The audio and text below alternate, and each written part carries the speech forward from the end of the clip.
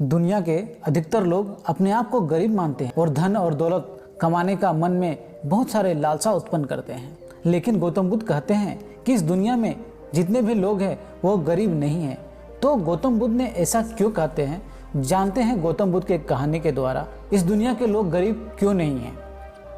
एक समय की बात है, गौतम बुद्ध एक गांव में धर्म सभा को संबोधित करने जा रहे थे। लोग अपनी विभिन्न परेशानियों को लेकर उनके पास जाते और उसका हल लेकर खुशी खुशी वहां से लौटते।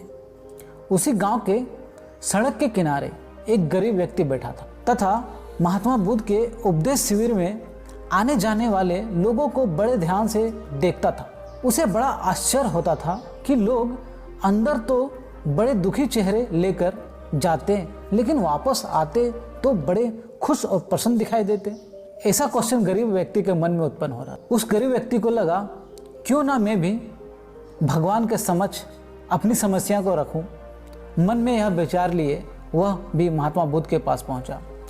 लोग पंक्तिबद्ध खड़े होकर अपनी समस्या को बता रहे थे। जब उसकी बारी आई तो उसने सबसे पहले भगवान महात्मा बुद्ध को प्रणाम किया और फिर कहा, भगवान, गांव में लगभग सभी लोग खुश और समृद्ध है, फिर भी मैं गरीब क्यों।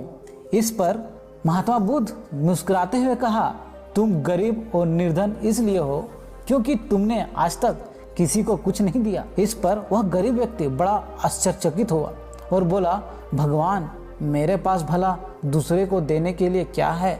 मेरा तो स्वयं का गुजारा बहुत मुश्किल से हो पाता है। लोगों से भीख मांगकर अपना पेट भरता हूँ।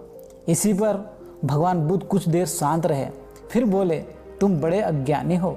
औरों के साथ बांटने के लिए ईश्वर ने तुम्हें बहुत कुछ दिया है।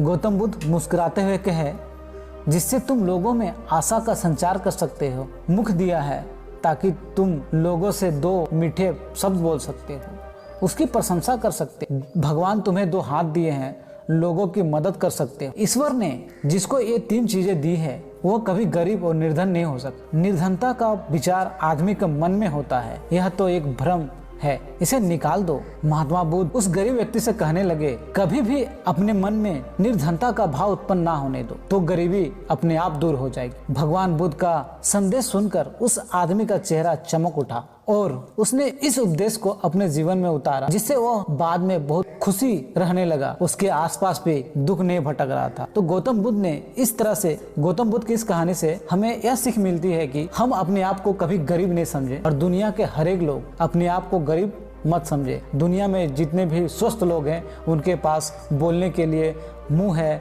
और भले चंगे दो हाथ है, जिसके लोगों को मदद कर सकता है और लोगों के परिस्थितियों में, मुसीबतों के समय दो मीठी बोली बोल सकता है।